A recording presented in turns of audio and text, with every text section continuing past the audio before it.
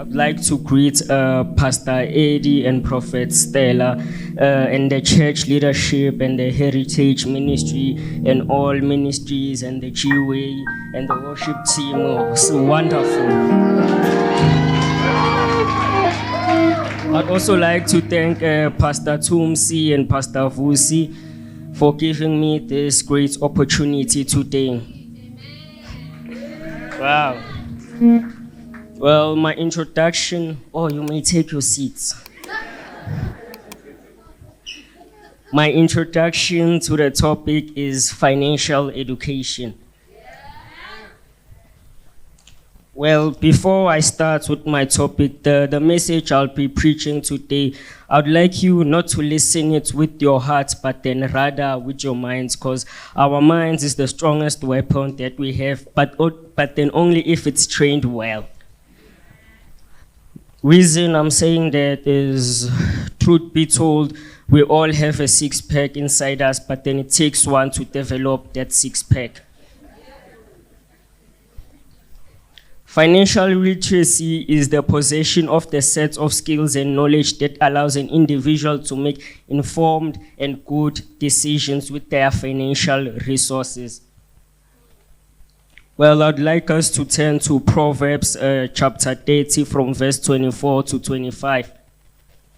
4 things on earth are small, yet they are extremely wise. Those 4 things are lizards, ants, conures, and locusts. But then today I'd like us to focus on ants.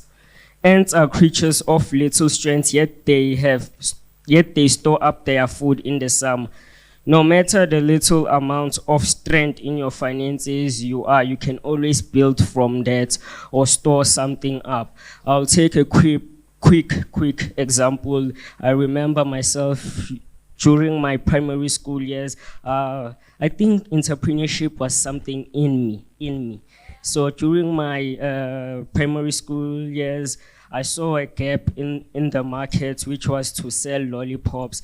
So I encourage the youth to always be on the seek for business opportunities. I mean, said by Robert Kiyosaki, there's gold everywhere, but then only if you are trained to see it. Retail is the best thing I prefer to start with, because it exposes you to customers and a lot of other factors about businesses. Truth be told, money management is more important than your income. The way you manage your money. If, for an example, you are earning 10,000 rand and you are in debt, I can promise you one thing: even if you were to earn 100,000, you would be in more debt. 2 John chapter 1 verse 8. Watch yourself so that you may not lose what we have worked for, but may win a full reward. Watch yourself so that you may not lose what we have worked for. Meaning, the things, for an example, I'll take an example. Let's say I work for a certain thing, then I get the money, then I go and spend it on a luxurious. I have lost what I have worked for. But then, meaning you should invest your money and do not spend it carelessly.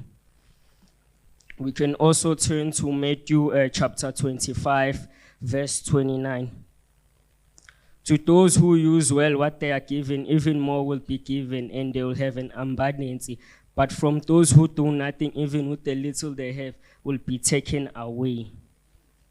What rule I'd like to use is what we call the 50-40-10 rule. The 50-40-10 rule establishes the 50% being your needs, like your shelter, your food, and then the 40% being your investments, like your savings and investments. Then the 10% being your tithes. I think if we could follow that route, it could bring a good cash flow into our lives.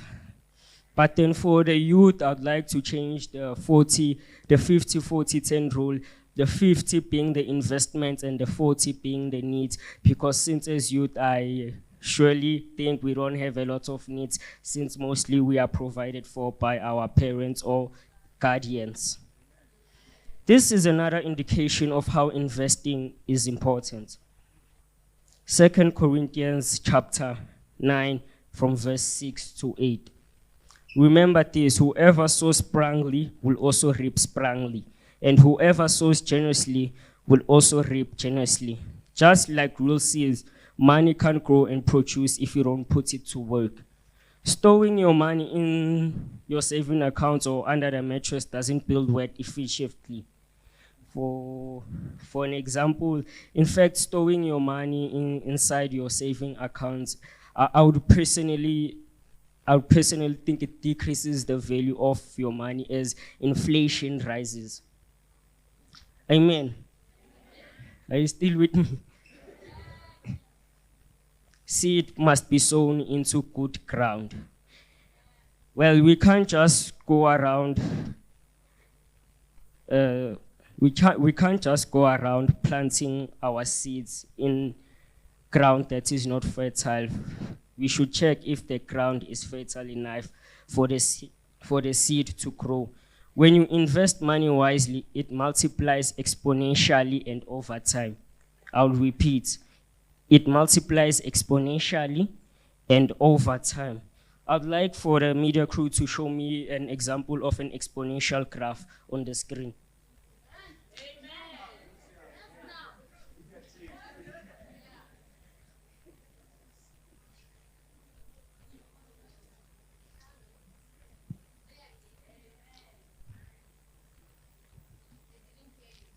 Can the media team please show us an example of an exponential graph on the screens, please?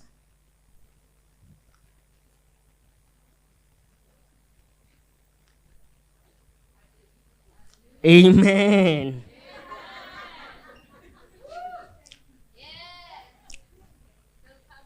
Okay. Not all investments work out in your favor, but then, okay, the other thing I remember, me and my friends we always like talk about the economic things happening around the world. But then I remember me and my friend talking, and I asked him, what if we don't make it?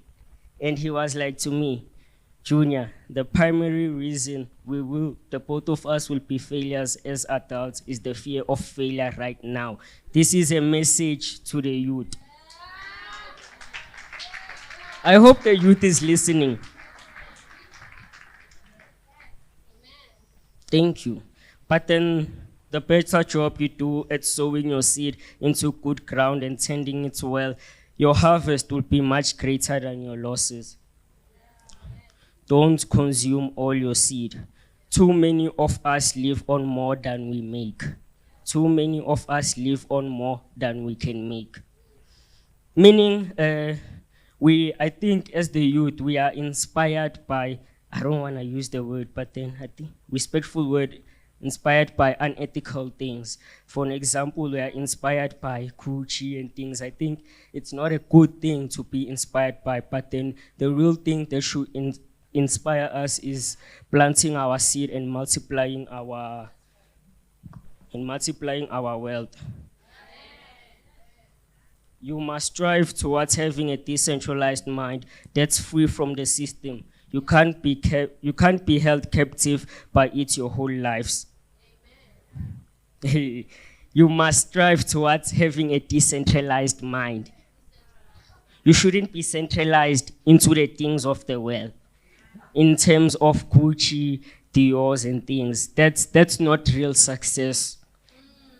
It looks like success, but then you're not really succeeding. You're actually downgrading.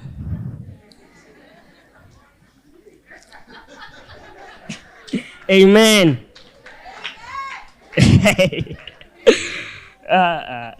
When you spend more than you make, you have no seed to sow and multiply for future harvest. And when hard times come, you have no reserve to draw from. Well, I'd like to use a property example. Let's say I'm buying and selling real estate. Let's say, for an example, I buy a house for 20 Rand and then sell it for 40 Rand. That's like good profit. But then Money management is more important than getting money. When that 40 rand arrives, what will I be doing? If you take that whole 40 rand and go spend it on other goods that are not valid, you will have no seed to plant or for future harvest. There will be no future harvest. Rather, take the other 30 rand, reinvest it so that you can multiply, and take your 10 rand for personal use. But then remember, having the 10 rand, you should use the 50-40-10 rule.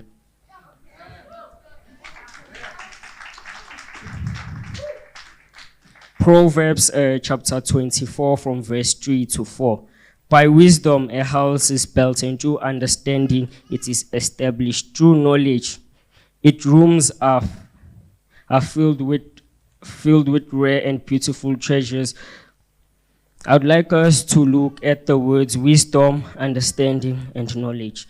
Wisdom is the quality of being wise. In what you're investing in, is it wise?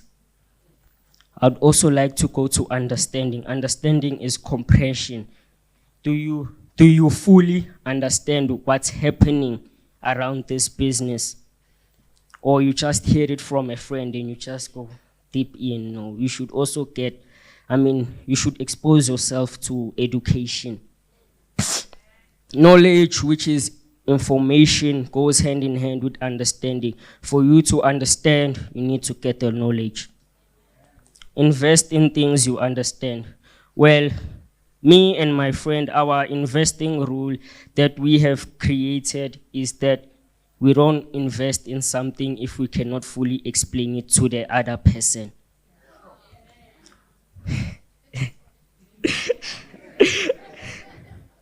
You need to know the level of risk you are taking. Every investment involves a risk, but then I encourage you to take calculated risks.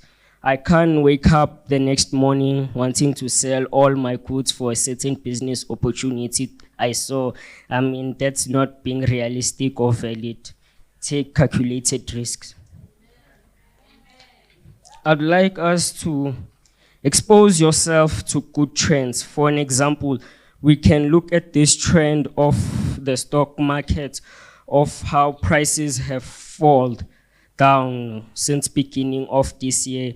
Apple has fallen down with 3.88%, Microsoft 4.22%, Google also has fallen down with 4.31%, Amazon has also fallen down with 5.36%. I would like us to focus on good and healthy trends like that, rather than focusing on trends that happen on social media. Those are trends that are not going to build your future. Are trends for now. It's excitement for now. What about the future? If we are all thinking alike in the room, no one is actually thinking.